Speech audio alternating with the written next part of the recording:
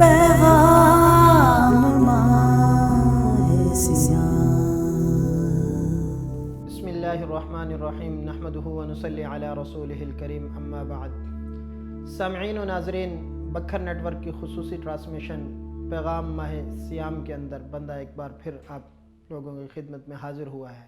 سامعین گرامی، آج کے دن میرا موضوع ہے تربیت اولاد۔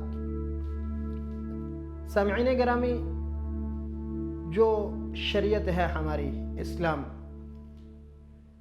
ہمارا دین بچے کو بالغ ہونے تک اس پر کوئی حکم مسلط نہیں کرتا، کسی چیز کا مکلف نہیں بناتا، اور اگر بچے سے کوئی غلطی سرزش ہو جائے تو بچے کے لیے کوئی گناہ نہیں لکھا جاتا۔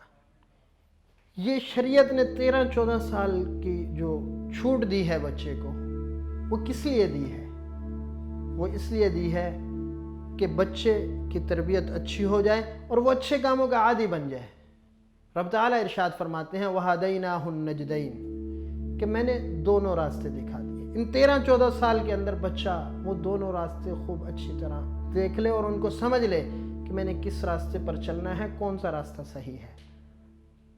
سامعین گرامی، ایک بات یاد رکھیے گا کہ ان 13-14 سال کے اندر تربیت کرنا یہ والدین کے ذمہ ہے۔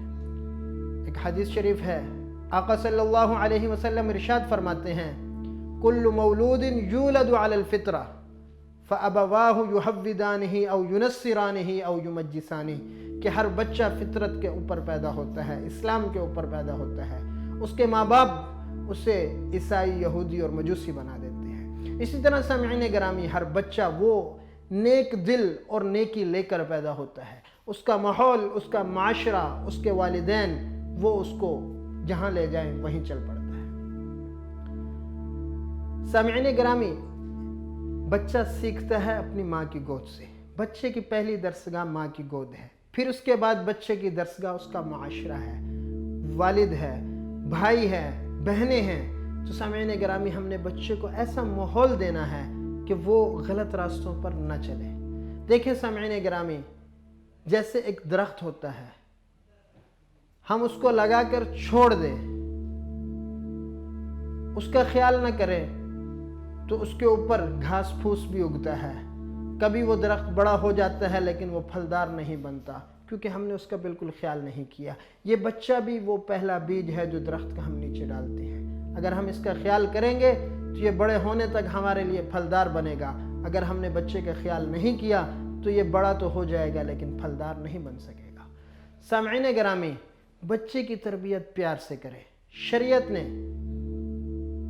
آقا صلی اللہ علیہ وسلم کی حدیث کے اندر آتا ہے کہ 7 سال کی عمر میں بچے کو نماز کی تلقین کرو، اور 10 سال کی عمر میں اگر نماز نہ پڑھے تو اس پر سرزنش کرو، ڈانٹ ڈپٹ کرو۔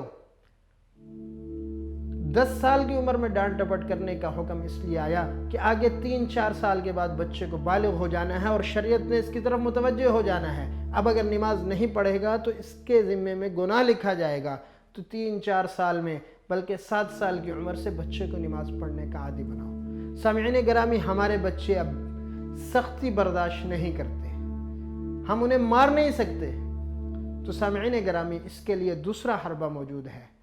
جیسا کہ کچھ عرصے پہلے ترک حکومت نے یہ کیا کہ انہوں نے اپنے ملک کے اندر یہ اعلان کر دیا کہ جو بچے 40 دن فجر کی نماز تکبیر اولیٰ کے ساتھ جماعت سے پڑھیں گے تو ان کو ایک سائیکل انعام میں دی جائے گی۔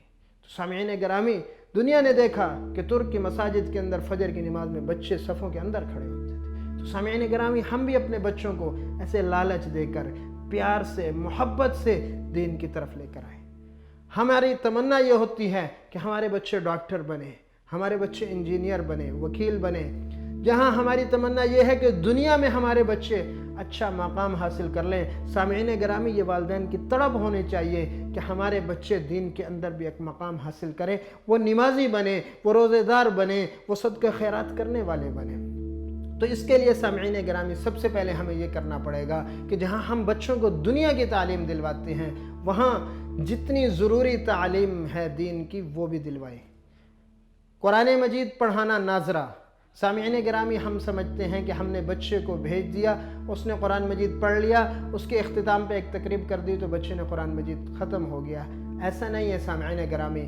سب سے پہلے تو آپ اس چیز کی کوشش کریں، جب بچہ آپ کا قرآن مجید پڑھنے جاتا ہے تو اس قرآن مجید کو خود بھی سنیں۔ آپ کے دل کو اطمینان ہونا چاہیے کہ آپ کا بچہ قرآن مجید صحیح پڑھ سکتا ہے، کیونکہ سامعین گرامی ہمارے اندر ایک کمزوری ہے کہ ہمارا بچہ انگلش تو تلفظ کے ساتھ بول لیتا ہے، قرآن مجید تلفظ سے نہیں پڑھ سکتا۔ پہلی کوشش تو یہ کریں کہ قرآن مجید صحیح تلفظ سے اپنے بچوں کو پڑھائیں، پھر اس کے بعد قرآن مجید کے بعد بس نہ کریں، بچے کو نماز کے مسائل سکھائے جائیں، بچے کو طہارت کے مسائل سکھائے جائیں۔